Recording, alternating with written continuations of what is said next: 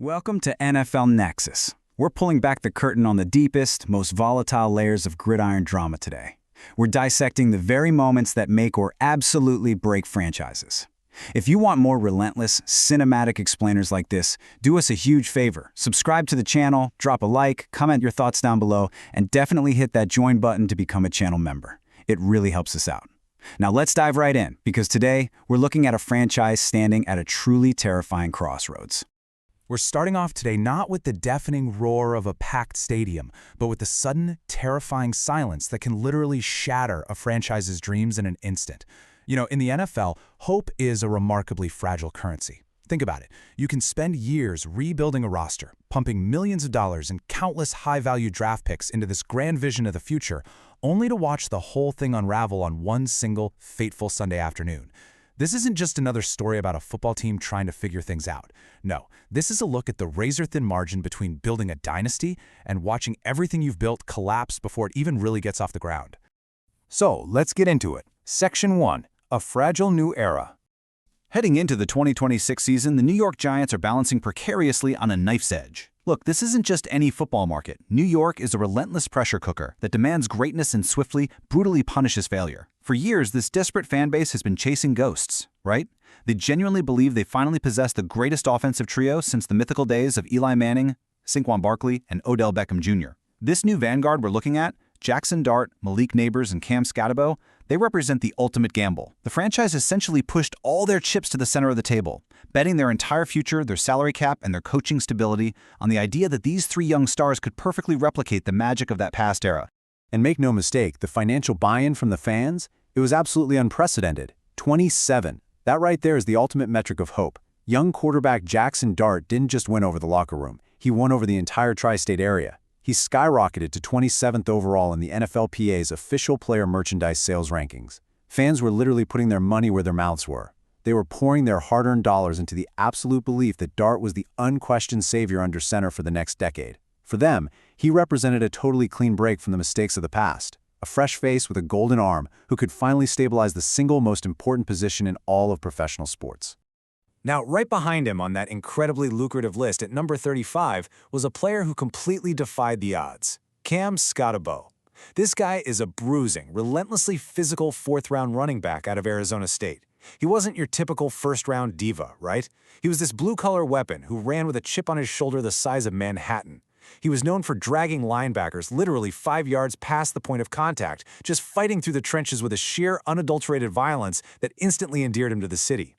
Every single team that passed on him in the draft just fueled his fire. And the New York fan base? They gravitated toward his punishing style, buying his jersey in absolute droves and cementing his status as an overnight sensation in the biggest media market in the world.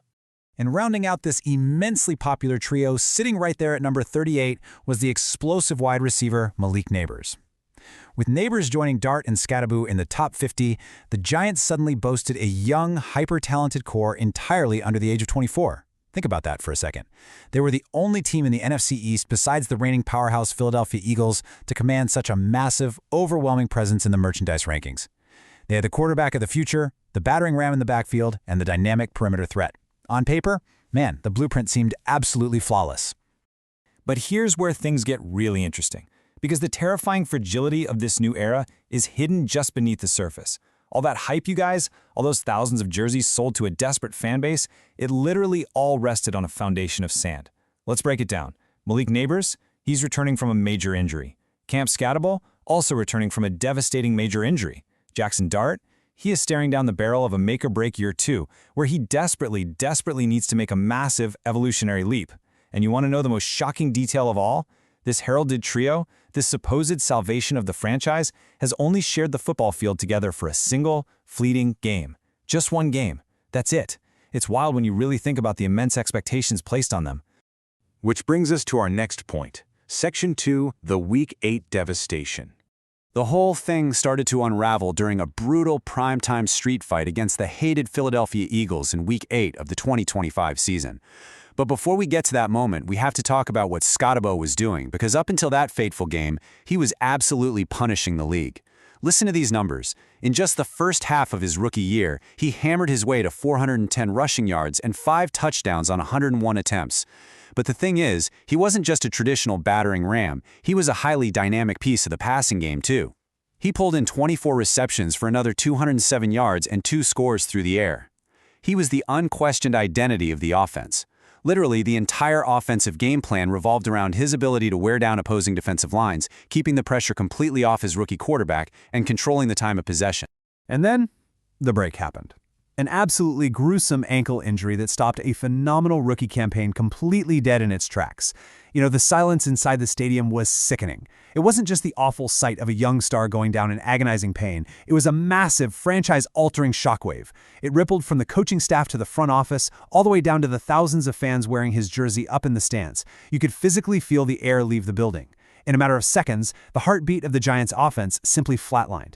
The season's promising trajectory was instantly derailed, forcing the team to face a really grim, uncertain reality without their absolute primary weapon. But the story definitely doesn't end there. Section 3, Defiance and the Comeback. In the incredibly intense, high-stakes world of the NFL, true character is revealed not in the triumph, but in the tragedy.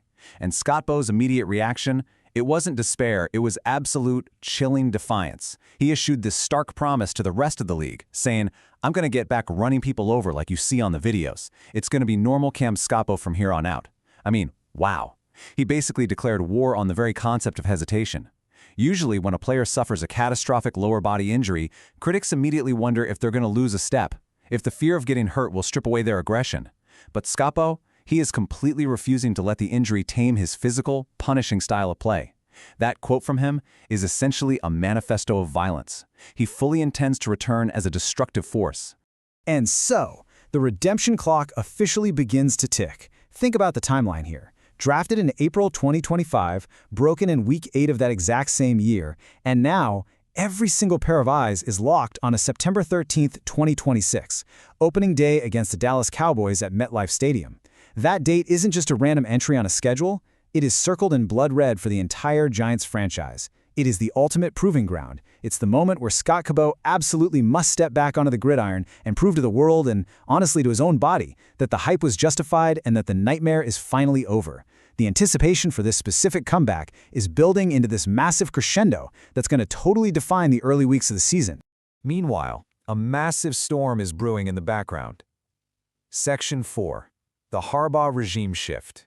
Because the Scatabo was rehabbing in grueling isolation, the front office came in and completely shredded the old blueprints. Enter new head coach John Harbaugh.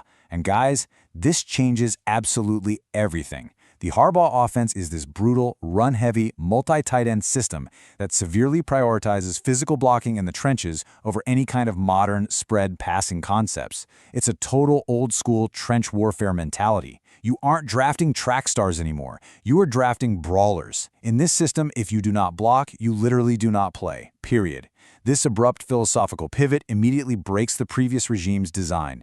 It creates a genuinely hostile environment where pure speed is instantly demoted behind sheer brute strength. Wide receivers in this scheme, they're expected to seal the edge for the running game way before they're ever asked to run a deep post route. The entire culture of the locker room is just shocked into this gritty new reality.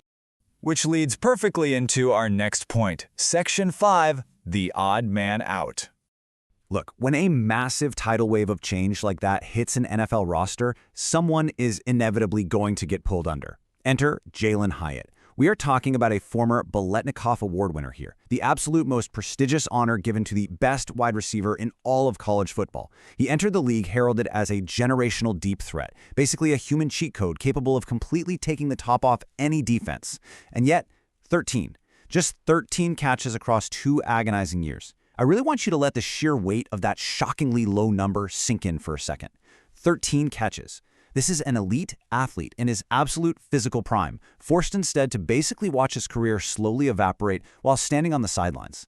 In a blocking-obsessed scheme under Harbaugh, a pure speedster like Hyatt finds himself totally alienated, just marooned on an island with absolutely no clear role in the game plan.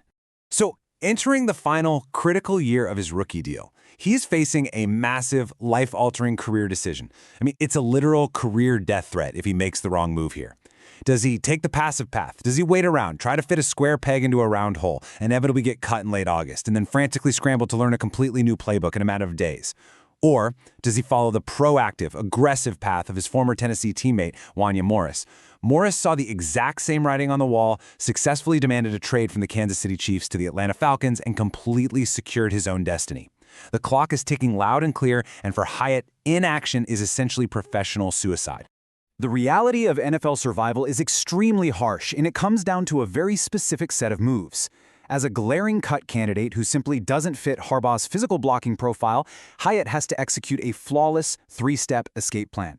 Step 1, he has to acknowledge the scheme mismatch without any ego. He needs to fully understand that this system is never, ever going to highlight his strengths. Step 2, demand a trade in June, not August, June, giving himself the crucial summer months to integrate into a new offense and actually build some chemistry with a new quarterback. And step 3, he has to secure actual playing time this fall to earn a viable, lucrative contract when 2027 free agency rolls around.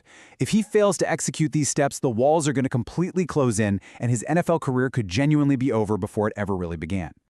And all of this brings us to the grand finale. Section 6, Big Blue's ticking clock.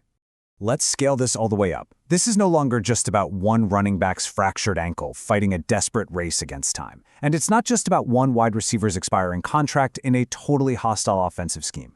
The entire New York Giants organization is currently sitting in a massive, boiling pressure cooker. They absolutely must prove definitively that the incredibly hyped Dart, Neighbors, and Scotty Boat trio is a reality, and not just some one-game illusion. They have to seamlessly adapt to Harbaugh's brutal, unforgiving new scheme without entirely losing the locker room in the process. They must navigate incredibly treacherous roster management to avoid losing explosive, game-changing talent like Hyatt for absolutely nothing in return. And above all else, they must translate those record-breaking merchandise sales into actual, tangible wins on the field. For the fans watching at home, the ones who have literally poured their hearts and their wallets into this franchise, this right here is the season that dictates the entire next decade of New York football. Which leaves us with this final, echoing question hanging heavily over the entire franchise. When those stadium lights finally come on for that massive September 13th showdown against the Dallas Cowboys, what are we going to witness? Will this fragile, highly touted new era finally roar to life, proving all the doubters wrong and establishing the Giants as a terrifying new force in the NFC? Or will the grim, absolutely unforgiving reality of the NFL shatter their hopes all over again, breaking them under the immense, crushing weight of their own expectations? The drama is perfectly set, and I promise you, the entire league is watching this one very, very closely. Thank you so much for joining us for this explainer here on NFL Nexus. We are absolutely passionate about bringing you the deepest, most immersive analysis of the league's most compelling storylines. If you enjoyed this and want more relentless, cinematic explainers just like this one, make sure you subscribe to the channel right now. Drop a like to help us out in the algorithm, let us know your thoughts on the Giants' incredibly volatile situation down in the comments, and please consider supporting our ongoing research by hitting that join button to become a channel member today. Your support is what allows us to keep pulling back the curtain on the NFL. Until next time, keep your eyes on the gridiron.